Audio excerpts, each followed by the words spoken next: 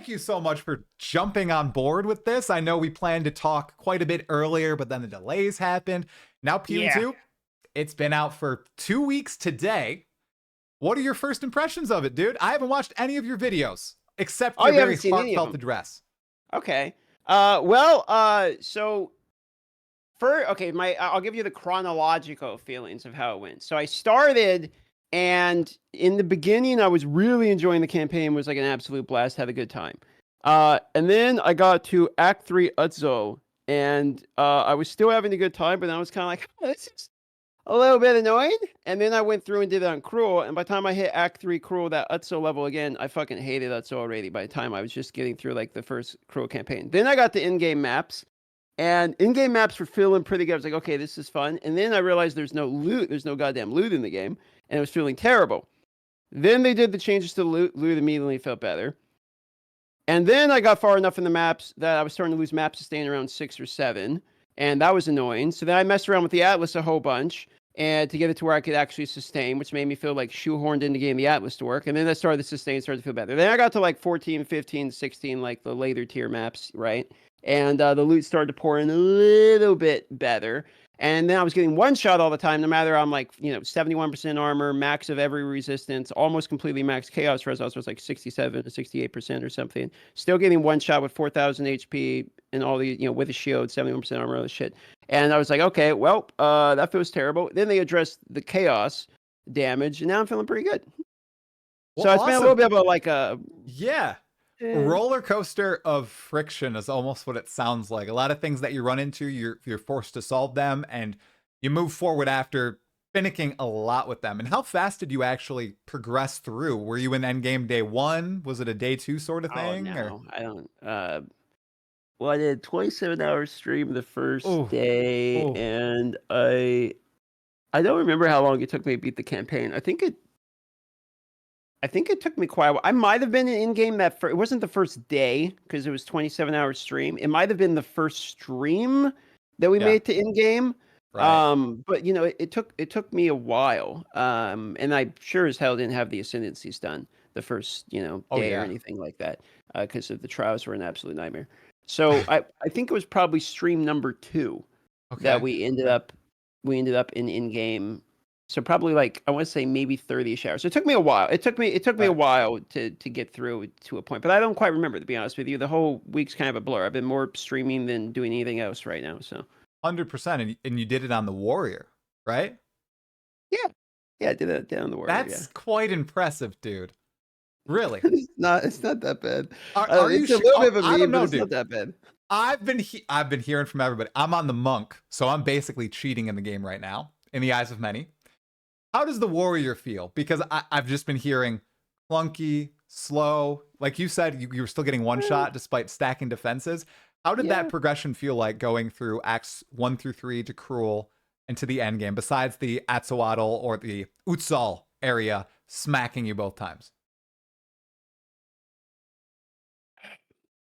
It was a mix of like extremely good and extremely extremely dog shit, because basically the good was when I got to a boss, I would like basically completely one-shot a boss. Like I had this build that I was using Sunder, and I was enjoying the boss fights itself because I would knock him, do this combo of Sunder. But Sunder is like absolute ass for mobs. It's fucking terrible, basically, because you have this move. It's literally 0.3 seconds. So it takes like 3 full seconds to cast one move. I mean, your guy literally goes,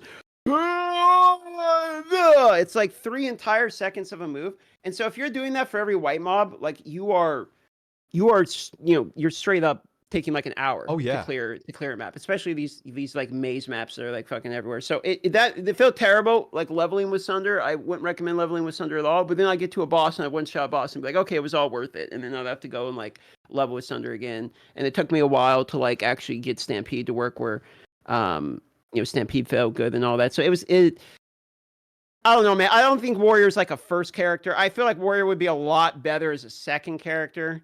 Like it's not like a league starter. I'd play Sorka Ranger, like literally anything else, and then put some good gear on the Warrior, because the Warrior can actually feel good. Like I'm blasting through maps, I can do all the maps, everything's fine now. You can crush them. Stampede's insane.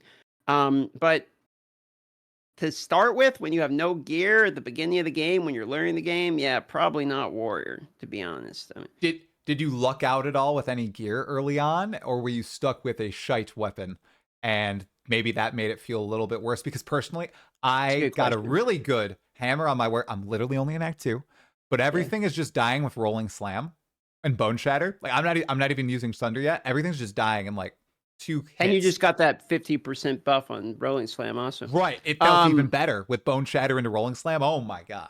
Good. Well, my problem was I was basically overkilling. So it's the damage almost didn't matter. I could have been hitting with a feather and probably overkill him because I just took all the more damage on the tree and the heavy stun combo. When they're heavy stun, like they're going to die in one shot no matter what. So it was. Yeah. I don't think I got a good weapon until later on. Then I crafted like one of the best weapons I've literally ever seen, and I sold it. And I shouldn't have sold it because it's probably the best item I'll ever craft in this game. Oh. And it would have been nice to keep it as like a trophy, but no, I don't think I got too lucky with gear. It was pretty standard. It felt pretty standard playthrough. Like I don't think I got below average. I don't think I got above average. I did craft like a couple good banger weapons once I was in like late game maps, but for the first bit, no, it was pretty standard luck, to be quite honest. You said you got kind of lucky though, or? Yeah, I got a hammer with increased fizz added to attacks and fire, and I could just smash everything. I mean, the act boss died very quickly. I went through the manor very easily, and that was not my experience on my monk.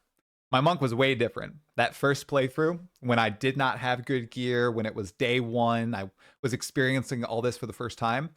It was pretty rough, but immediately on my second playthrough, man, everything just went way smoother. Like I did Act 1 in an hour 10 on my warrior. What the? That's crazy, because it took me 6 hours on my monk, dude. Have you played a second character yet, or are you just on your warrior going deep into endgame?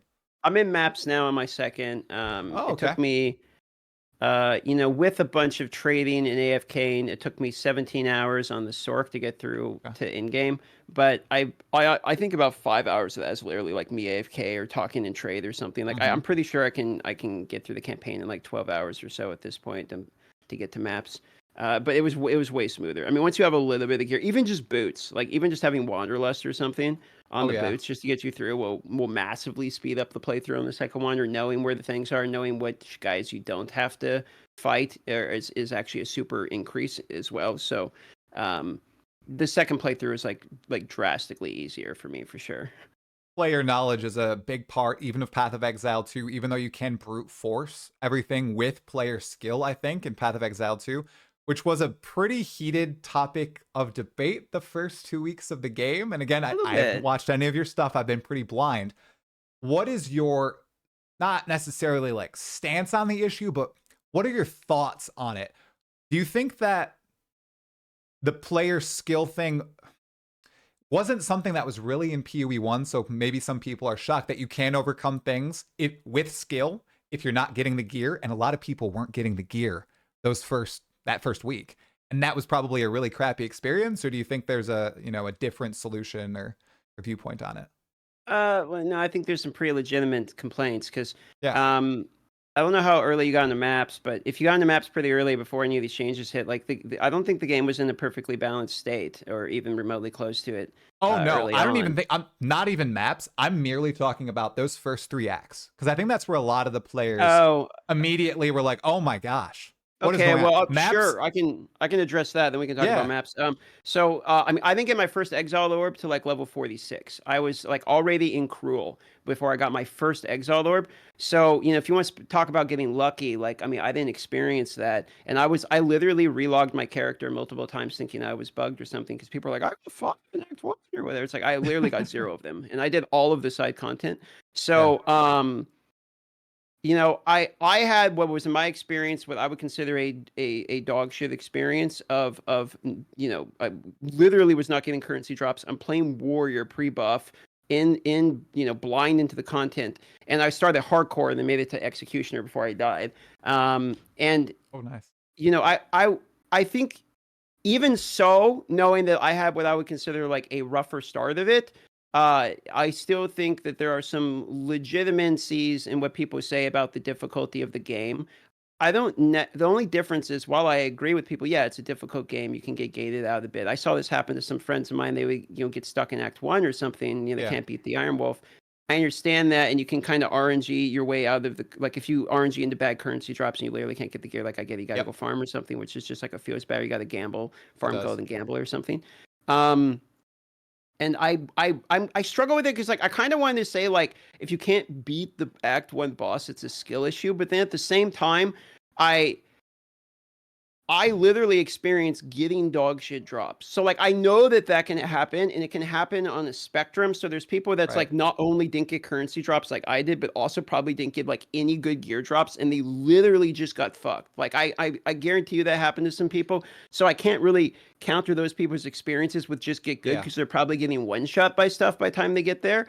Um, I don't say I'd want it to change though. Like, I don't think they should. What I said in my video, you said you didn't watch any of this. So I my didn't review of know. the video was this, which is like, don't lower the difficulty of the bosses. I don't want you to remove skills from the bosses, lower the damage of the boss. I don't want you to touch the bosses. Leave the bosses like they are. What I want you to do instead is give players the opportunity to interact with the systems to make their characters stronger. And for me, that was things like actually making the currency drops better, which they did. So that my review pre-buffs was, players don't have enough opportunity to interact with the systems you already have in the game. Therefore, their player power can be extremely low in order to fight the challenges. I don't want the challenges to be lower. I want the players to have the opportunity to actually interact with the game in order to level up.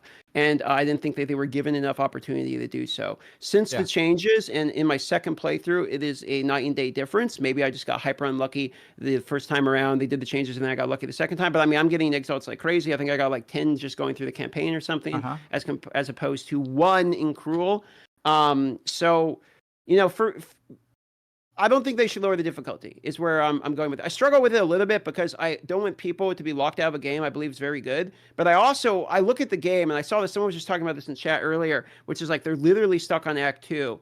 And then someone else recommended go buy a carry. And it's like, I don't think this should ever be the solution. Like, if you get stuck on a boss, the game's only going to get harder. Like, you're not gonna, Yeah. you're like, I get stuck in Act 1, I get carried through Act 1, I'm good the rest of the game. Like, no, you're gonna hit Act 2 boss, you're gonna hit Act 3 boss, then you're gonna hit in-game, and then if you want to actually push into the maps, you're gonna struggle with some maps, and then you're gonna struggle against like, the game's a bit of a, this is an ARPG, the game's a bit of a struggle. You're gonna have to get your character stronger. And I think the solution is not necessarily in lowering the overall challenge of the bosses, but the solution is in offering opportunities for the players to become stronger through interactions of the crafting and gearing and leveling type of systems, and explaining those as well, Yeah. to people too. Like, I would say the reforging bench, in my opinion, there should be better highlights, like, how they pop up and stop you, like dodge now, like in the very tutorial. There should be some more of those tutorials explaining some side quests, like, hey, you should go do the reforger, this is what it does, like the 3 the ones up something, you should go to the salvage bench, this is what it does. Like, I understand it's early access, they're still gonna be adding this, but I definitely think there should be some more of those, like, freeze time, this is the tutorial, please do this. Like, because there's a lot of people, I'm sure, they're skipping salvage bench, skipping reforge, not sharing how sockets work, don't know resistances. Like, I think they did a great job in the tutorial of like showing, here's spacebar, here's potions, etc. Now continue to do that throughout the beginning of like Act 1, showing resistances and armor, like explain the game more, and I think people will be able to overcome these challenges easier than they already are. Totally. A crafting quest that gives you one of each basic currency and says you have to use this on a white base right now to progress, Sure. or you can't, something Yeah. like that.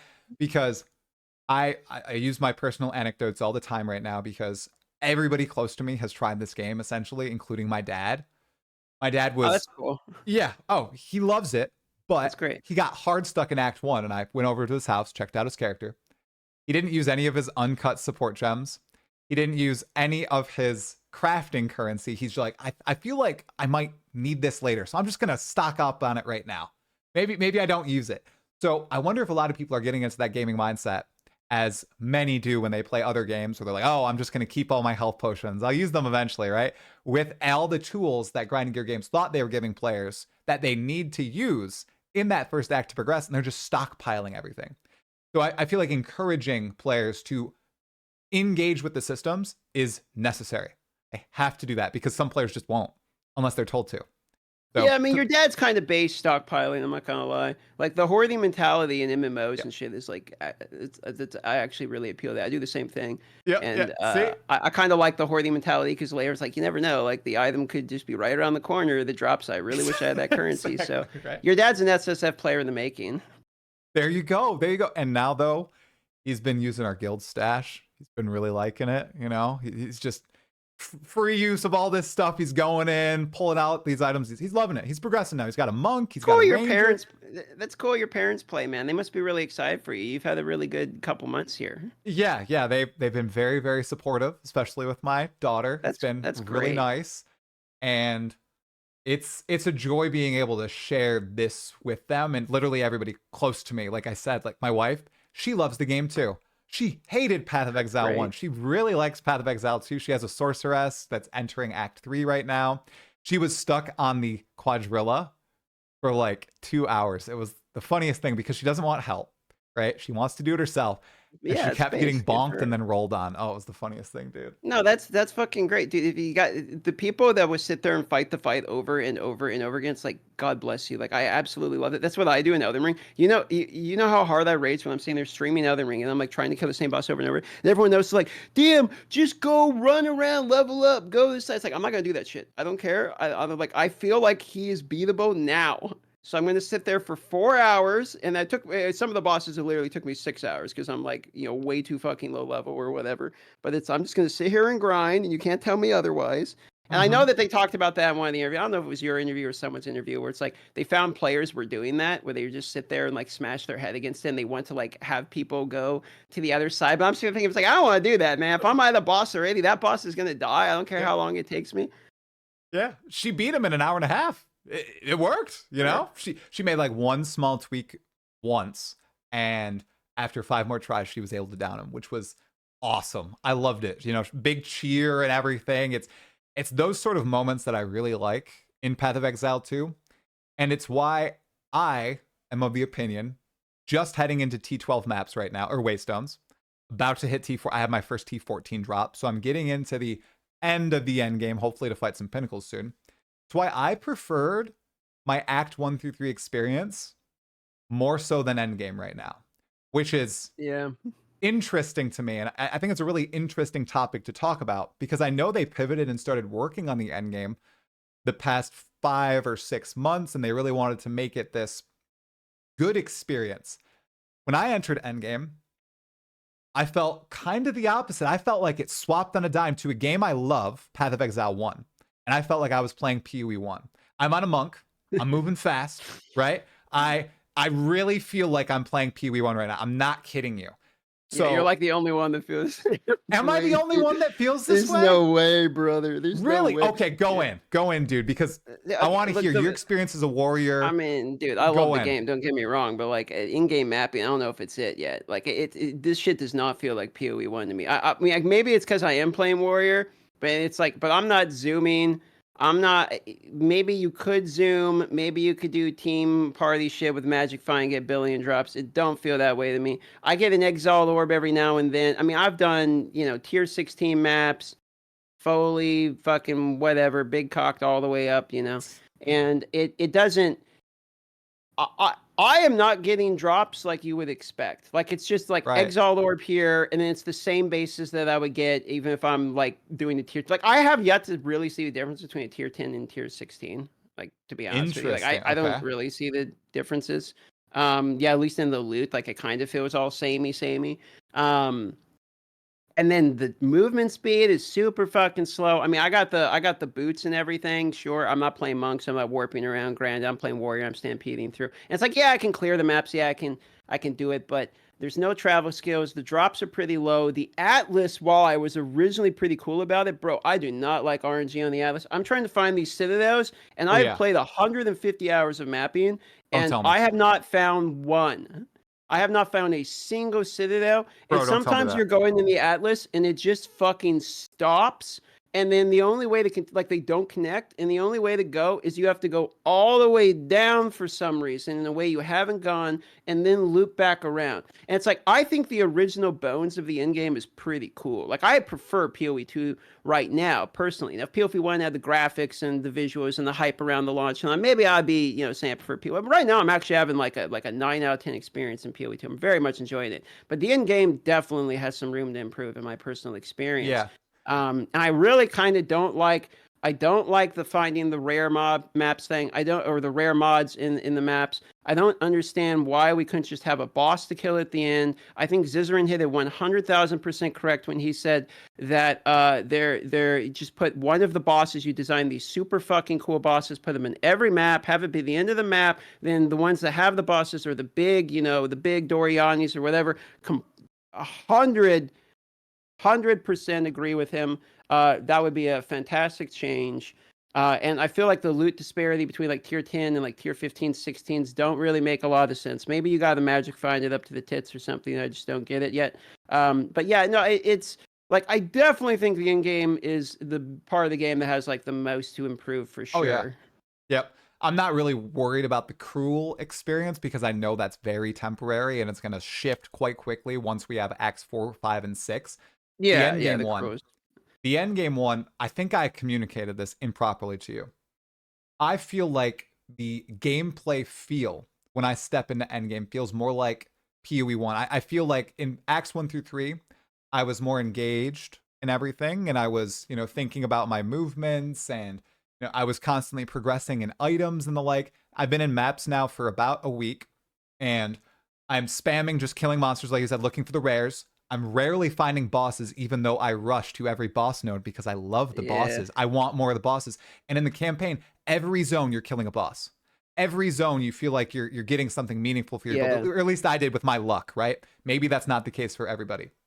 But in the end game so far, the bosses are so lacking, and if you die once, you're screwed. And that feeling we were talking about of being able to, fight against this boss over and over, that's non-existent in PoE2 right now. I don't know if it ever will exist in the end game, but man, did it feel good to fight against the Act 1 boss for the first time, the Iron Count. We're 2 weeks in. The bosses are like 10 out of 10, 11 out of 10. The bosses are literally like what was getting me sold on the game when we were play testing it.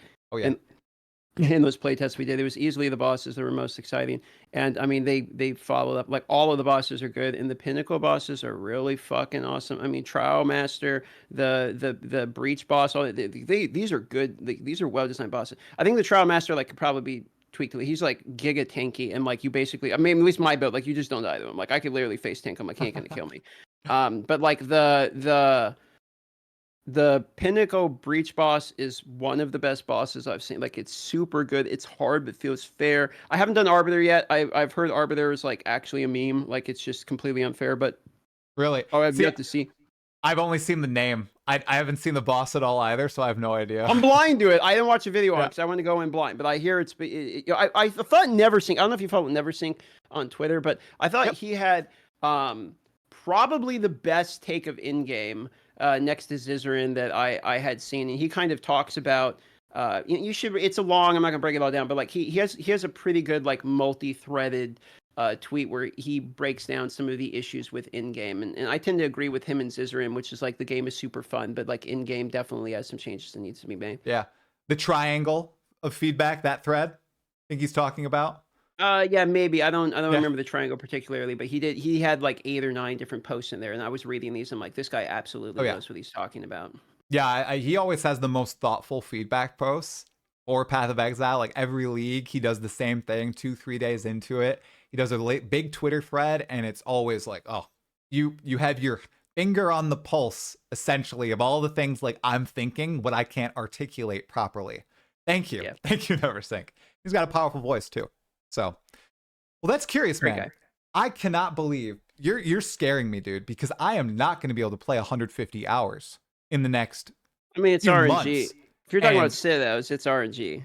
That's rough, man. There's no deterministic system to that. I mean, not that I know. I mean, I could be wrong, but not that I know. Like, I've gone maybe my problem is like trying to go like every direction. Like I was like going down a circle trying to find all of it. Like I'm literally running to like the ends where I have to go down and then around stuff.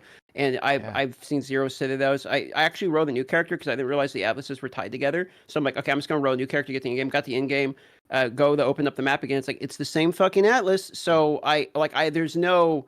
They said that there's a reset. I have yet to see how to do that, but I'm at a point where it's like I would literally wipe and reset my atlas because like I cannot find the citadel. And I'm hearing people that are like, "Oh, I just spawned next to it. Like here's the burning model. Like, there's a citadel." But it's like dude, I played a lot, and Oh yeah. I haven't seen any of these at all. So it's like I know I can buy the pieces because I'm in trade league like a softcore cuck, but like I don't want to do that. Like I want to fight I want to fight the bosses.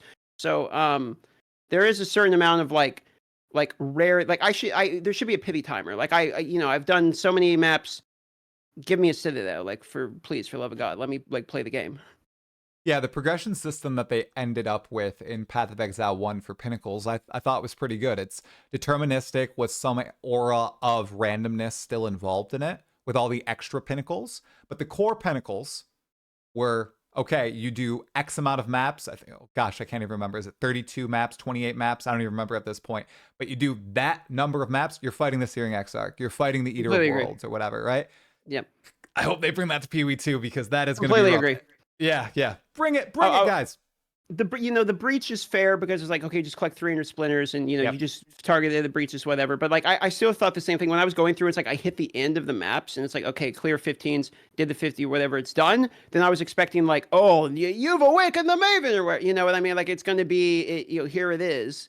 And then it's like, no, go find the Citadel. Well, I could find the Citadel. That was the entire time I'm doing it. There's no Citadel. So it's like, it's just like basically telling me to get lucky is what Exactly. it says. For my quest right now is get lucky. And it's like, that's great, but like, that's not interactive gameplay. So, Yeah. like, where's my boss, please? Great point of feedback. I need to fight this guy. I need to fight the meme and get totally demolished by him, right? With one attempt, by the way. So I feel like if it's a meme of a fight, I feel like I'm going to die in the first 5 seconds to something I don't even see coming.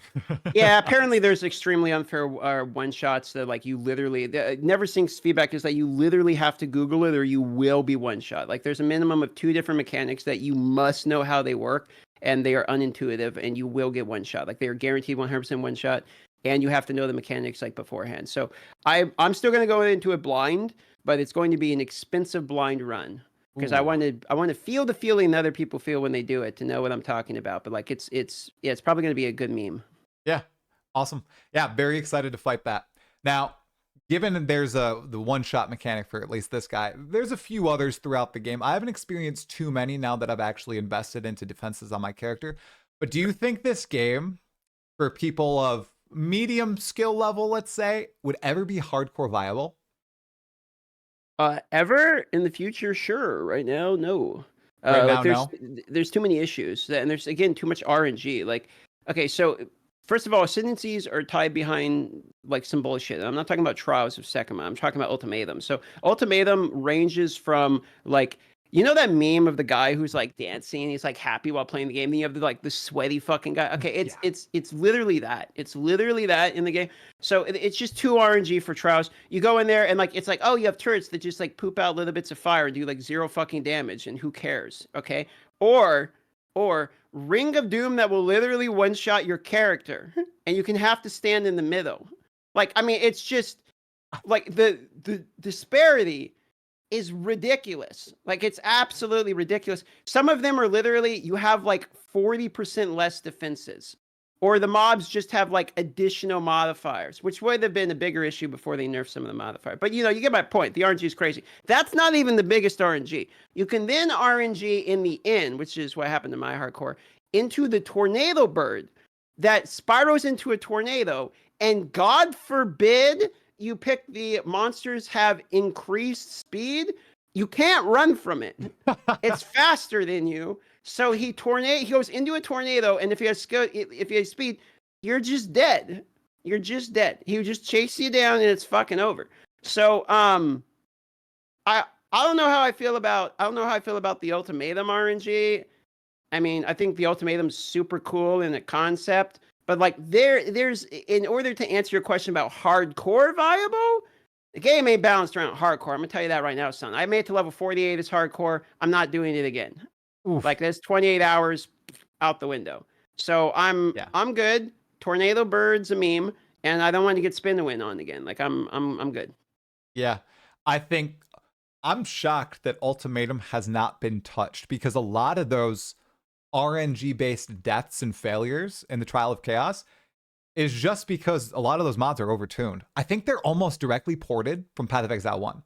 Some of the resistant mods that you can add to monsters directly from PoE 1. The 300% increased crit chance, PoE 1 or monsters always crit. Oh my gosh, that's all in Path of Exile 1. So I think there's some tuning that needs to be done there. And those on-screen effects, like you said, the circle that expands and you got to stand in the middle. Dude, I chose that on my first time. I thought it was going to be easy. Yeah, me too. No, it's not, brother. Not at It's all. not. I I mean, it's just you gotta have some. You gotta have. I understand you gotta have some mods in there that will brick it. It's the same thing they say about light radius. Like you have to have dog shit ones to make the good ones stand out more. I get that. So yeah. like, I don't want them to remove these or anything, but it's like the RNG around the ultimatum is like it's actually kind It's of annoying. rough. I can imagine what 10 mods looked like at the end. I've only reached 6 and it was a ridiculous 6. I couldn't believe it. I could not stop moving or I would die. So I could swing my quarterstaff once and then I had to move instantly. I couldn't even do my full combo. Oh my. It was wild. So I fought that bird once too. Screw that bird. Only once. That's all I need, man. The That is a bird's tough BS. boss fight. The rest of it can probably stay, if we're being honest. The bird's a little BS. And then, okay, so then here's the other part is so by time you hit, and I did all these ascendancies, blah blah. So by time you hit the end of it, the fourth one to get your fourth ascendancy, you beat it, and you're like, holy shit, I did it, and you go to claim your points, and then you walk up and you realize you didn't beat it. Yeah. Actually, you need to do it 2 more times. You have to do it a total of 3 times in order to get the puzzle pieces to open the door to then do the fight that will unlock it. So when you go to finish your ascendancy, you have to do ultimatum 3 times. So if you're asking about hardcore viable, okay, good luck. Do ultimatum 3 times in a row to even go into the fight to then fight the trial master, who's the actual fight. So it's like they really, really, really are proud of those ascendancy points. They Oh think yeah. that ascendancy should be a big fucking deal, and it is. Mm-hmm. Now, do you feel the same way about the Trial of the Sekima or Forbidden Sanctum and that, or have you not engaged with the third, fourth floors of that one just yet? Trial Sanctum almost made me review bomb the game. So when I was playing Warrior, I before the nerfs are good. Okay, and I know. Every time I fucking say this, someone's just like, yeah, 75% honest resistance skill issue. Okay, I know. Thank you very much, first of all. Second of all, when you're playing Warrior, where I have a 0.32 second cast asunder as my main skill, and I know I could respec my entire goddamn build for this one ascendancy. I understand. Okay. Still, I walk into this thing and the ritual dudes can literally spawn a fucking guy that will walk out of the portal, bury into the ground, pop out of the ground on top of me, and explode like a fucking grenade before my cast animation finishes. It's like, what am I doing playing this game? It's ridiculous. It's honestly ridiculous. It's one of the hardest I've ever tilted in a game. I went a full on baby rage rant like moment of when I was trying to beat that stupid goddamn Sanctum dude. It was the stupidest shit of all time, and it actually made me hate the game for like a short period of time. And then Wow. they nerfed it, thank God. But I had to do it 3 times until I beat it, and then I was like, I'm never doing this shit again. I'm 100% only doing ultimatum from now on because the trial ain't it. I'm talking on melee specifically. Went through on my mage, absolute joke. I just hold down spark button, it auto kills the entire map, and I just pick up my rewards. But on warrior, God have mercy on your soul. It's not an enjoyable experience at all. Thank God for the changes. This seems like the most divisive issue about Path of Exile 2 right now because they lock behind one of the coolest and most build-defining features of the game. Behind 1, Trial of the Sekima, which you encounter first, and then 2, the Trial of Chaos. I did a poll on YouTube and Twitter the past few days, and I was shocked to see that the majority of people greatly dislike these 2 systems, which did shock me because, right, I feel like I am in a bubble because I haven't been like watching a lot of videos or anything, and I've only played the Monk, which is way faster than the Warrior, right? And when I failed the first time as my Monk, it was on the first boss, I was like, okay, you know what? I'm going to go shift around, try some different stuff, go again. And I got it on my second try. But I also had good RNG with the rooms. I also had great boons. I also did not have attacks that take 2 to 3 seconds to wind up or anything. And I think I have like decent reaction time, and I'm patient, right? Which is not a skill that I don't think you need in the rest of Path of Exile 2. I think in the Trial of the Sekima especially, patience is king, especially when you're in those rooms with the traps and everything, and even when you're fighting that final boss pre-nerf when he had the volcanoes and everything. I just wonder if they're going to stand strong or if they are going to make big shifts to these systems, or maybe I don't know. It's just so weird. The solution, in my opinion, is obvious. So what I think they should do is that the third one, you know how there's Trials, there's Ultimatum, and then they're gonna have a third one you can choose from, is fucking free. It just needs to be a free mechanic. It's just baby's first ARPG. The square goes in the square hole. Like, just make it free. Okay, so you can the ascendancies, in my point, shouldn't be a point where you literally have to do this like giant meme in order to do it. I obviously think the trial is now in a much better place. I would love the third one to be like fucking Blythe or something, where you literally just build towers and you don't even have to interact with the game. Like, just do something that people can just get the points without doing this. It's not, honestly, bro, it's not even the balance. Okay, like the balance, like they're fixing it, they're balancing it, whatever. System. Okay, forget the balance. We can argue it's a skill. You can just call me dog shit in the comments. I don't care. That's fine. Okay, fine, I'm dog shit. I can't be a whatever. You know, it took me forever, whatever. The part that is actually the main point is they took the most unfun shit imaginable and made it mandatory. I don't even care that it's hard at this point. It's like they took like, what do people hate the most? Sanctum, Ultimatum. You're gonna fucking eat your veggies and you're gonna like it. It's like, like, what are we doing, guys? Like, no one like Ultimatum's cool, I guess you can kill some mobs, but you guys picked like, no one likes this shit. What are we doing? Like, can we have one that's actually fun, please? That's all I'm asking for. Just have it be a fun mode. I think what they were trying to do was make getting ascendancies super hard, ridiculously hard, by choosing the two hardest things I'd say in Path of Exile 1 that are leagues, right? And putting them into Path of Exile 2 with the new coat of paint. I think that's what they were trying to do. And going from lab to that is wild, because, sorry, Azaro, I apologize. Lab's like a joke, honestly. Very easy. Sure, it's tedious, but I mean, that thing is easy as all get out. Lab.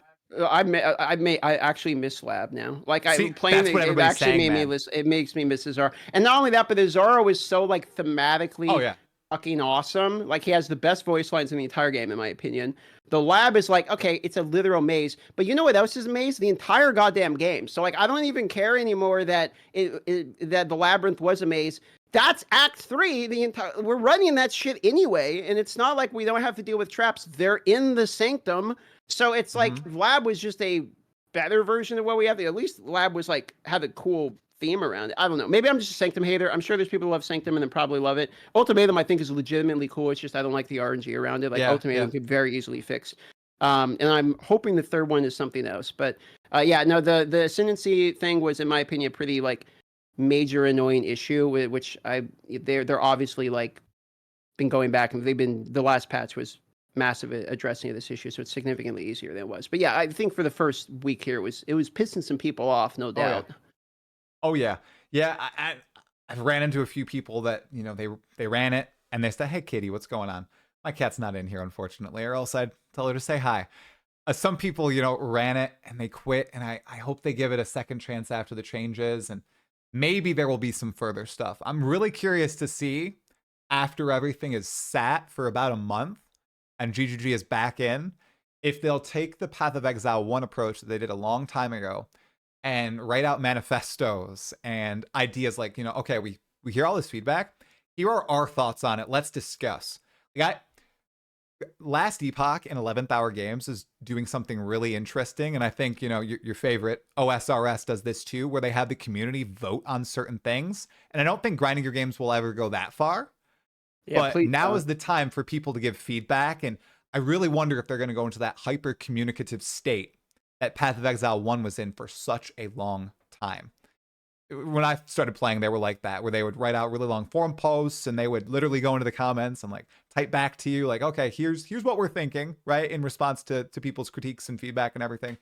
I hope they do that for Path of Exile too. I'm kind of curious. I feel like Would they're you like kind to see of that? I think they're like literally already doing that. Maybe In not the like the patch notes, giant they did a forum little post. bit. They did. I mean, we're only, I want to say, what, 13, 14 days 14, into yep. release, and we've had multiple major patches directly addressing issues that the community has been vocal on, with their like admittedly small but breakdowns of why the changes were going. So it's like, I look at it, it's like, what else do I really realistically want? I mean, maybe they could have a manifesto, sure, but like they're quite literally addressing like the things that I'm bitching about. And like, I made a video and it was like 24 hours later the video was invalidated because they literally changed like basically every single thing I complain about. Like, I'm not, it's like, I'll be vocal about what I don't like, but then when they change, it's like, cool, they're doing it. So it's I had some things that were making me a little bit miserable, but like, the game is going to be really good because you can already see how quick. I mean, we're 14 days in, dude. Only into early 14. access,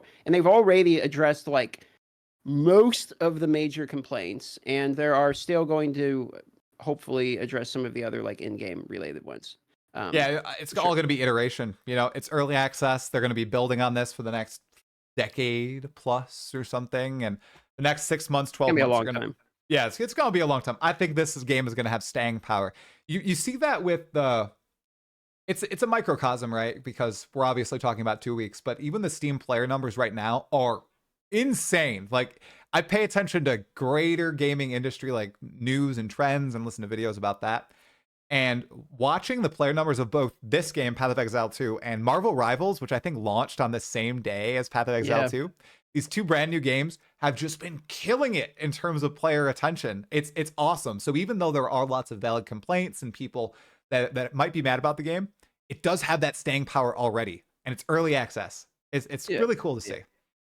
Well, I mean, PoE1 had complaints on launch too, from what I was understanding. I wasn't there for the launch of PoE1 either. D4 had their complaints on launch and slowly been grinding into a better version. Like, Last Epoch had their complaint. Like, ARPGs in general fall prey to like the beginning iteration of the launch of a game have a fairly substantial issues. I can't think of any ARPG that is launched that I have been part of covering that actually, maybe V Rising, honestly, but there hasn't really been any ARPG I can think of that just like hasn't had issues and just launched like pretty much done. So like, I see issues, I'll be vocal about issues or say what the issues are. It's literally my job to do so. But then outside of that, it's like, do I have faith that the game's going to be really good? Yeah, of course. Like, of course, the PoE1 is fucking awesome. It's the same company.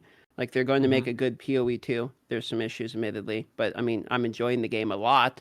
So what am I going to go do? Go play a worse ARPG? Like, no, I'm going to play this one. I'm going to wait for it to drop the druid so I can play the fucking druid finally. I was really hoping the druid was going to be on launch. Please, is that your most exciting class that you're looking forward to?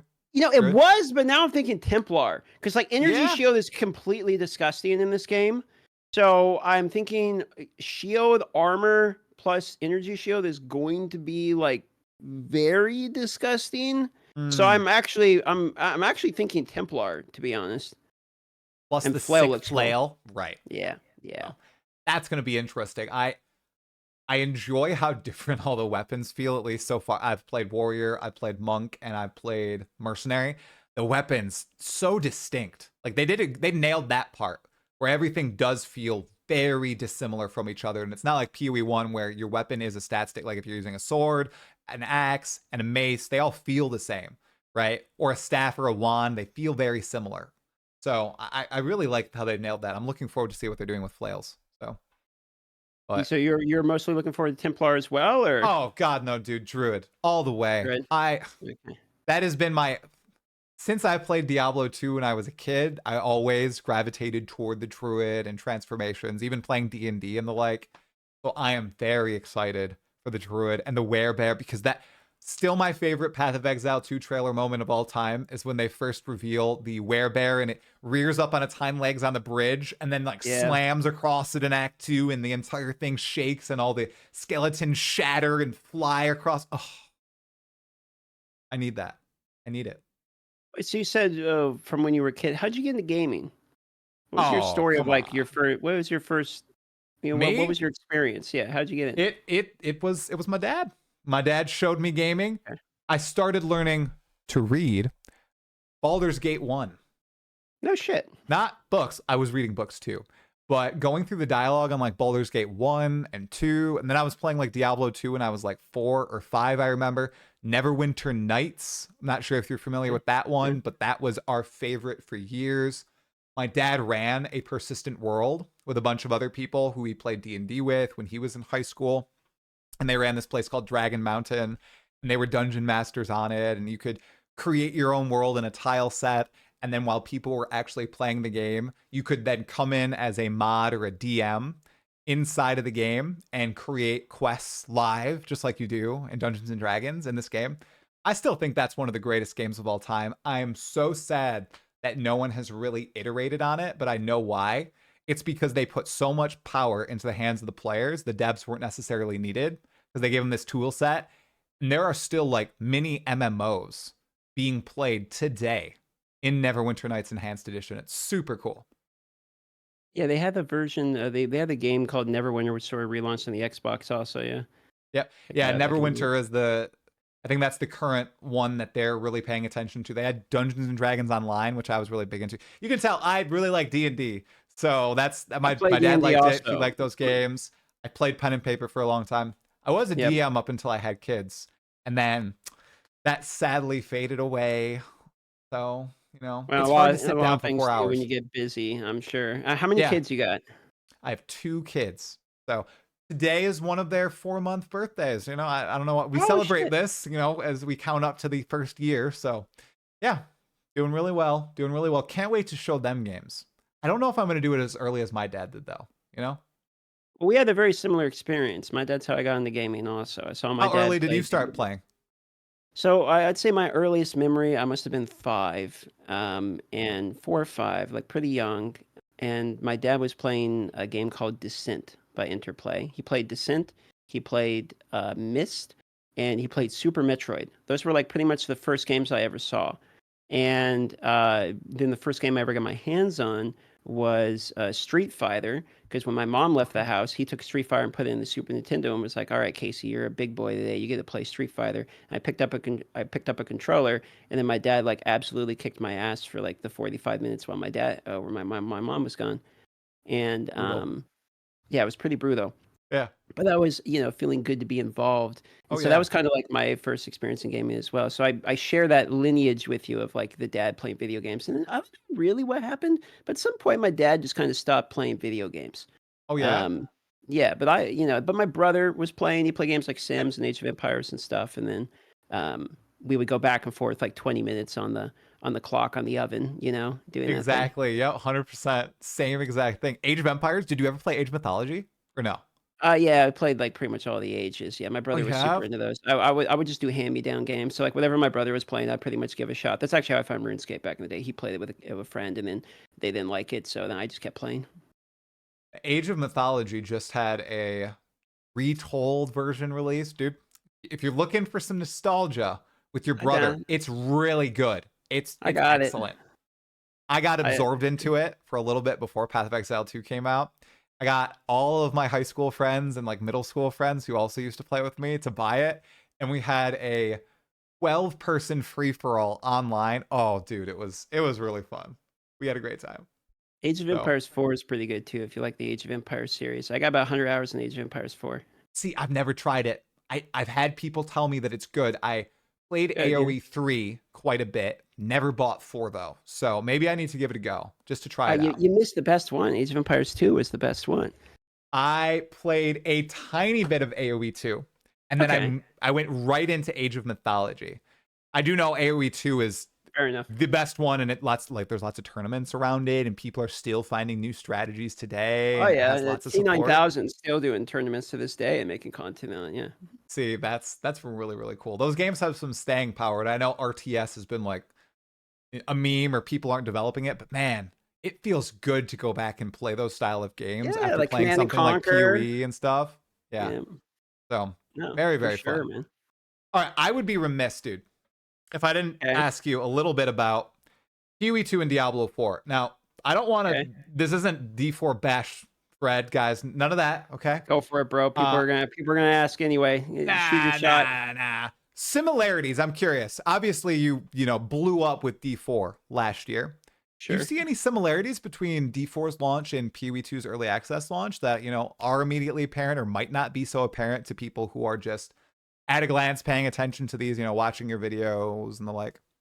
Okay, well, I mean, I guess it depends upon which way we're talking similarities. Are Yeah. we talking similarities from the player base? Are we talking similarities from a marketing perspective? Similarities from gameplay, or similarities from a content creator perspective? Like, what's your question? Let's go gameplay.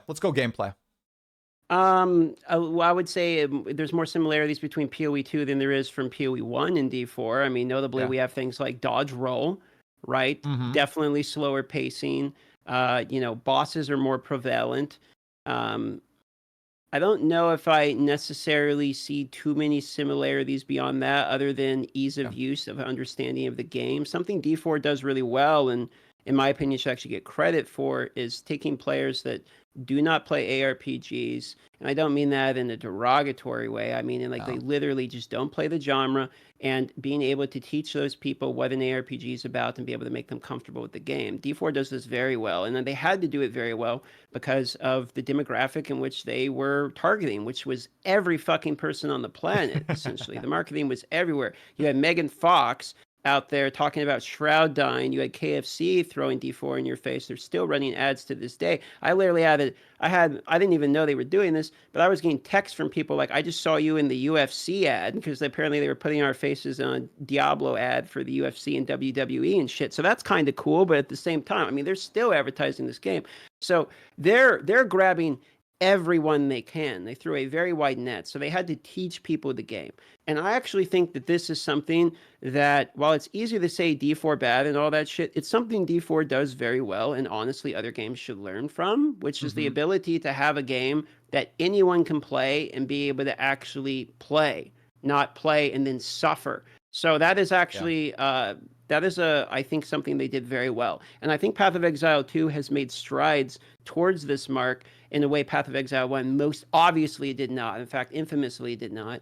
In which PoE2 is much more understandable than PoE1. And I think they need to continue to go this way as much as possible and continue to add iterations into the game that teach people the game as you go. Because while PoE2 already has more depth than D4, the depth is not still explained as thoroughly as I would love it to be. So that way, as they cast that wider net, more of the people will stay caught in the net.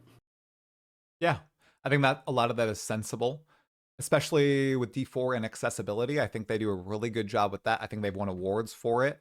They have, yeah. So more of that sort of implementation, tutorialization, and accessibility in PoE2, I think would be a great thing.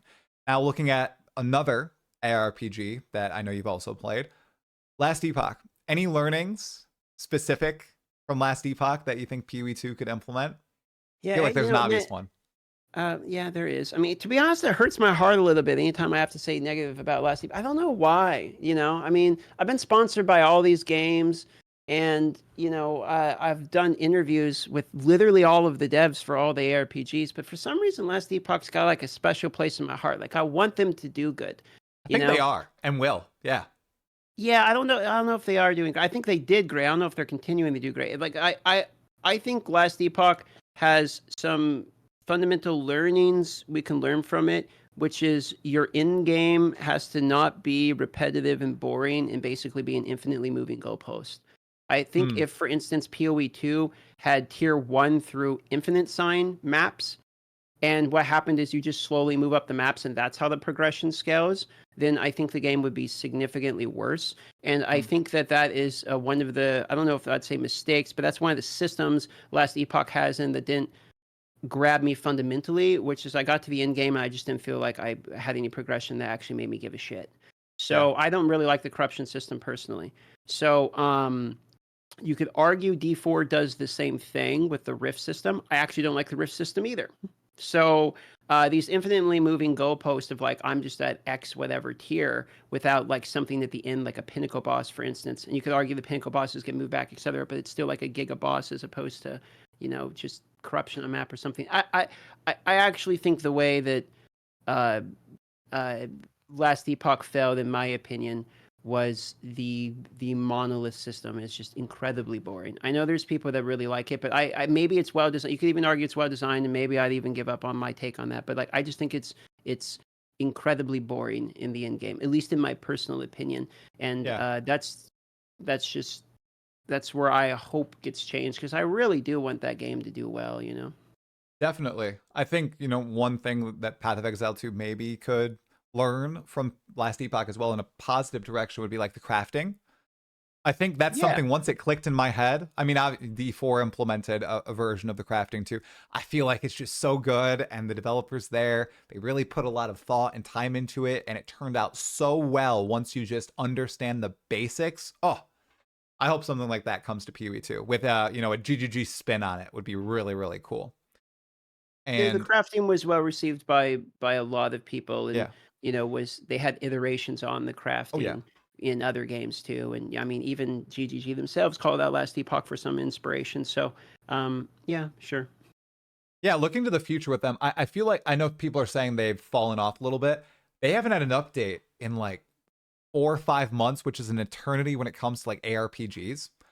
I'll be really curious to see what happens when their next one comes out in February or March, whenever that might actually be in the new year. Because I know they're trying to pack a lot of that stuff into it, especially feedback that you just gave. I think on the monoliths, I think they've basically surrounded themselves with all these different monolith ideas, and they're trying to implement all the good ones in this next update per that last development thing they put out. So it'll be really curious to see what happens with Last Epoch, because that's also when I fell off. It was monoliths. Even though I really enjoyed building up my character and experimenting with it a little bit, it was a very different feel from Path of Exile and Diablo 4, which I do like. I want all these RPGs to be different, like really different. If I'm going to play all them a little bit, right? You want that type of feel. Yeah, I think Last Epoch's biggest selling point was the fact that PoE1 was enormously complicated and D4 wasn't complicated enough. And so Last Epoch kind of fit the middle ground, was like the most common talking point we saw when the game was released. PoE1 too much for you, D4 too little, come to Last Epoch. That was effectively the sales pitch, which maybe would be a good sales pitch when PoE2 doesn't exist and D4 doesn't add more content. But both of those things happened. And so Last Epoch kind of lost its niche a little bit of being in between. And so I think at this point, Last Epoch basically needs to just fundamentally make good content in and of itself enough to bring people in for their content specifically, as opposed to like the lack of other things games has. Definitely. Now, I want to ask, after talking about these 3 RPGs just for a little bit, from your perspective, someone who's been gaming for a very long time and who's played many different games. I know last year, or was it this year? Man, it's this year. You did a lot of variety. You played a lot of different games on stream for the first time. I think Witcher, you played Witcher 3 for the first time. Cyberpunk, Elden Ring. All these games. Looking at all those games, can you think of any content or idea that you think ARPGs as a genre could steal blatantly and implement and just become better? Can you think of anything that really stands out to you from these sort of games? I mean, it's a real good question. I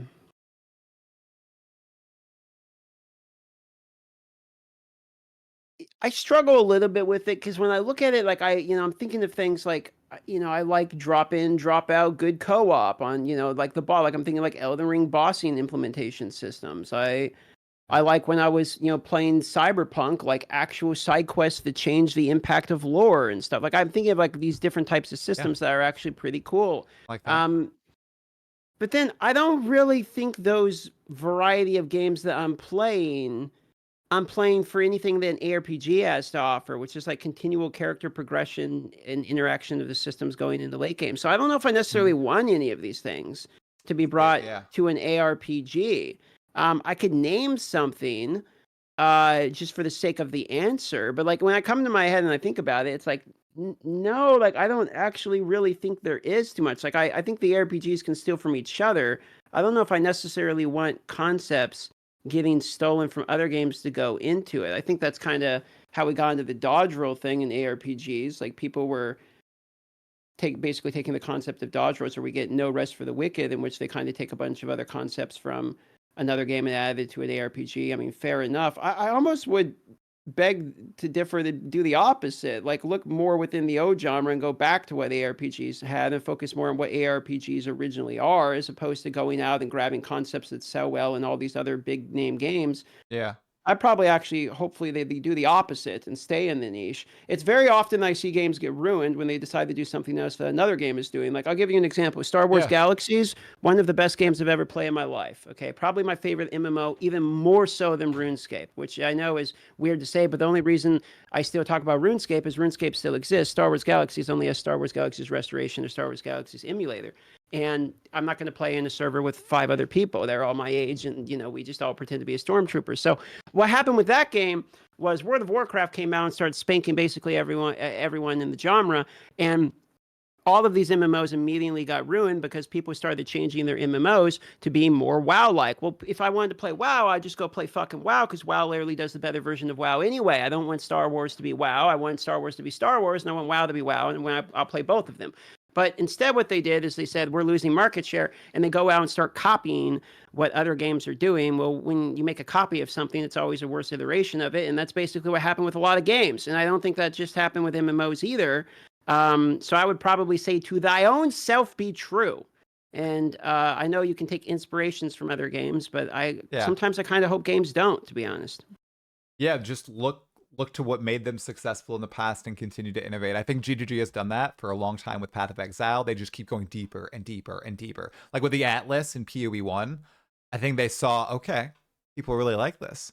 Let's just keep going and iterating on this system year after year after year. I think that was the coolest stretch in all of Path of Exile 1, when they were doing like every 3 leagues, they would do an Atlas expansion and just continue iterating on that one system and really drawing people deeper within. So I totally understand that. I get that. And minor inspirations, like the leagues, right? Like Blight, Tower Defense. I think that's really cool. But I also understand the fact that, they shouldn't try to chase a trend.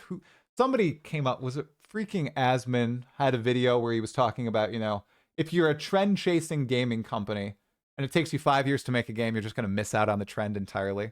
And you're going to end up with a crap game. You should just have a clear vision of what you think is fun and players will think is fun and go with that, instead of being like, oh yeah, let's make another Fortnite or something like that. So yeah, I think that makes sense. Yeah, Great pretty answer. much. Great answer. I will say there's one. If to answer your question shit. though, I'll Oh give you my one God. answer, because I thought Okay. so. There was a game called Battle Right, which a little bit of lore. It was actually the first video I ever published on my like OG YouTube channel. Was actually a Battle Right video of me just opening a bunch of like loot boxes in the game. It's very on brand for me. And the game Battle Right was fucking awesome, because it was you just go in and you would just kick some ass, and then that was the whole game. It's just these concise, quick combats. I would love to have like a minigame arena where you go in with characters and you just fucking fight it out in Battle Right style. I love the very fast, just instanced, fair arena style fighting, like 5-10 minute matches. That's why I like Lost Ark PvP so much, and which was like a hot take, but like I love these. PvP is separate from your characters, just fight it out, with a type of character. I would love to see ARPGs somehow make that work. I know PvP doesn't balance, and PvP is dog shit in ARPGs. I know that, but like arena fighting style is so enjoyable, and I just come from that perspective because I loved Battle Right and I love Lost Ark PvP, in which you just have characters that are not your main characters. You go into and just fight like a straight up fight. I think that would be super cool.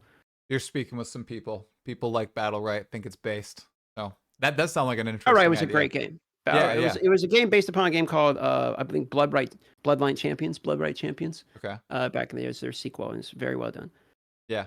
I'm really wanting some sort of boss rush in PoE or another ARPG like Black Myth Wukong, where it's like you change as bosses to get you're in a gauntlet. That'd be cool. And that would be so good in PoE. Can you imagine that, dude? If there was like a tower and you go from boss to boss to boss, and they just continually get harder and harder and harder. Oh, That would actually be pretty cool. Yeah, I feel like that could be a a league. They could just deliver that on a silver platter. You know, maybe add some random mods to the bosses, just steal them from the campaign, put them in there. You know, you have to earn this key, whatever you get from fighting map bosses. I don't know. I want that to be in the game so badly. It would be great. So, all right. I also wanted to touch on one thing before we close out today. We're at about an hour. One more thing. I got no rush or anything. Take as long as I've got kids, so I gotta go take care of. So right. I hear them. They're getting very loud. Fair enough. But I have watched one of your videos since PoE2 has launched, and I knew it was not going to be PoE2 spoiler centric. So I was like, sure. We're safe. It was a direct to camera, disheveled DM look.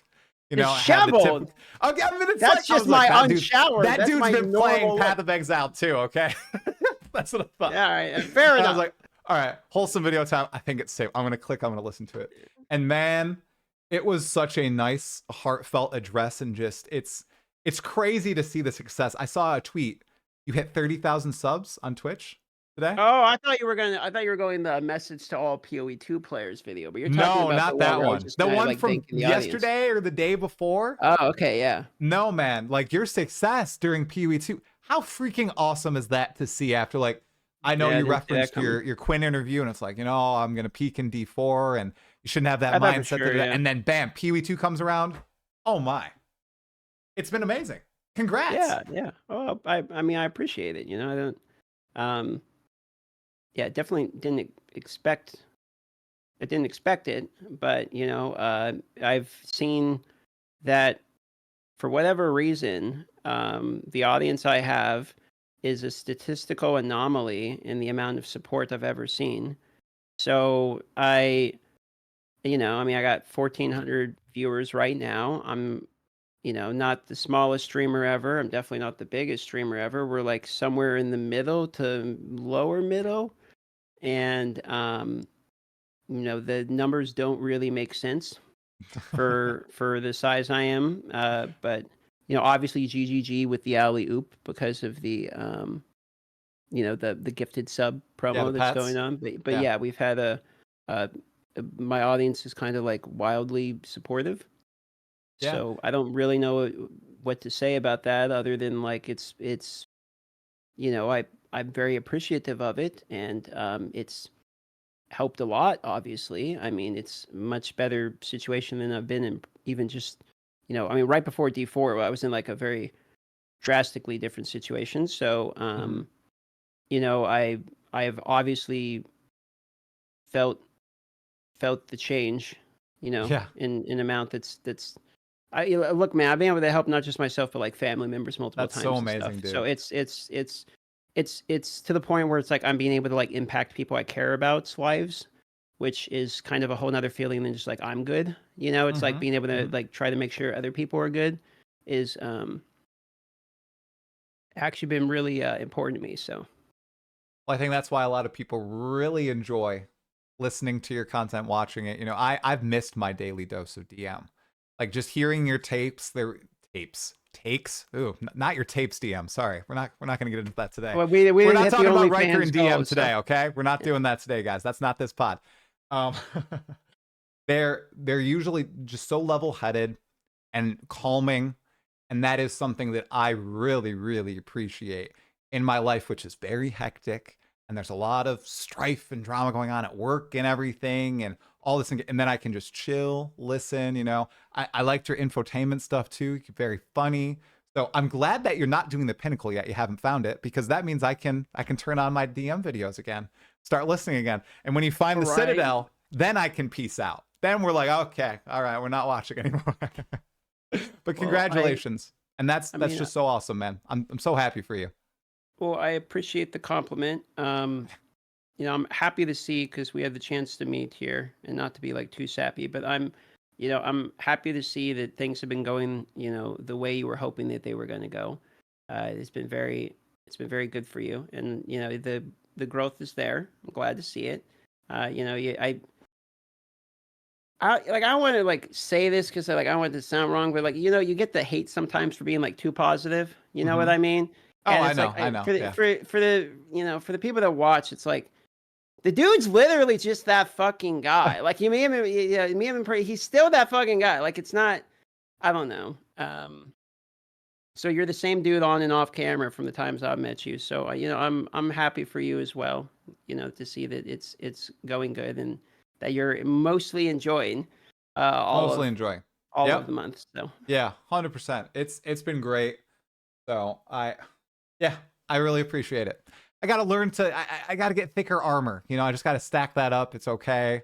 The hates, it's not that bad, honestly. You know, a lot of it too, it's, I don't think it's directly fueled by me. It might be fueled by something else going on, whether it's, you know, in life with the game, whatever. So I just got to understand that it's not a big deal anymore. I was very affected by it before, but at this point, I I'm mean, chill. I've been there too. I get my fair share of being flamed. So Yeah. you know, Hey, and you know, if I get flamed, what am I do? I am gonna reach out to people. I'm gonna say, let's chat, flamer, let's do it. And I actually have a few people no, that just people will be ban them, very bro. surprised that I will be talking with in the next month. People are gonna be like, holy, wait a second, didn't that dude just trash try? Yeah, you know, you just be a big person and you chat and cool things can happen. So Wait, you gonna wait? Any sneak peeks? Wait, oh, we got names being dropped uh here. do I leak the name? I don't know if they'll, because we don't have a day yet. We have a confirmation. You Let's can just leak a say confirmation. it is the biggest brained Path of Exile 1 and 2 person who is causing grinding your games to single-handedly just crush builds into oblivion, okay? Were you That's having one of, Jung Grown on the podcast? Is oh it yeah, it's gonna, yep, that's the plan. That's the okay? plan. It's gonna be All good. right. Well, I'm I'm, gonna. Oh man, I'm gonna have to tune into that oh, one. it's gonna be interesting. We'll see how many more builds he gets destroyed before then. It'll be a really interesting chat. Maybe it could be just a catalog of each build. We just go through them, you know, the reactions and how GG addresses it. It'll be really interesting. I can't Why are wait. you having Quinn on the podcast? When do we get to Dude, see okay. You know the what, man DM, you himself? talk to Quinn. I don't know. How is he I with don't you? Because talk to. I don't you talk to you him. had a podcast, right? A year ago, He right? interviewed me like a year ago for content on his live stream. Every now and then I'll leave him a like, you know, hey man, you know, good to see you doing well. I'll leave a one line message every 6 months in the Yeah, Discord. I don't have a relationship with the guy. He was right. giving me some advice on a technical setup on Twitter one time. That's about the most interaction I've had with him. I So you can't go through me, sir. I don't. I would love to chat with Quinn because I am a Quinn consumer. I think his rip clips are freaking hilarious. I've watched him since I started playing Path of Exile 1. I've added him on Twitter, you know, and he's liked the tweet, but he has never responded to me at all. And he did defend me against his chat when he watched my interview with Jonathan. It was very kind of him, you know. So maybe He's one day. nicer than you think, to be Oh, dude, honest. I know he's Yeah, nice. Come on. Come yeah. on. He's a chill dude. So maybe one day it'll happen. You know, I'm not afraid of the brand risk. I'm totally fine with it. I love to talk to Quinn. I see people asking about Hog. Hog is January 21st. We already have that locked in, dude. I'm going to talk to Hog. I wish it could have been earlier because I know that he is currently upset with the game. And I'd love to get him. Hog's not having a very He's good. not He's having a not good having a time. good experience. No. So He's molding a little bit over there. he is not happy. So yeah, he's coming back on, but it's a little bit late. It's like literally a month from today. So it's gonna be a good time. A lot of diverse voices, people I totally disagree with, people I probably would have never talked to like 6 months ago. Just gonna chat with everybody, see how it goes. It'll be a fun time, and if not, content. So there you go. All right, farm it up, baby. All right. Well, DM man, I do hear them screaming downstairs, so I'm gonna go need to help them. Thank you so much for hopping on today. I really appreciate it. Everybody already knows who you are. Like, I don't need to do a shout out to your channel. Twitch, YouTube, many YouTube channels, live on Twitch. What is it, 3 p.m. Pacific time every day? Or is it 12 p.m. Pacific time? Typically like 11 a.m. 11? PST, 2 p.m. EST. But like I sleep in every now and then. Yeah. See, you can tell I haven't been listening to your streams. I've already forgotten when you go We're live. here all It's the so time. sad. I know. Heresy. Oh my God. Seriously. All right, man. It's been great. Everybody's watching on YouTube. Thank you so much. Make sure to like the video, hit subscribe. I'll see you in the next one.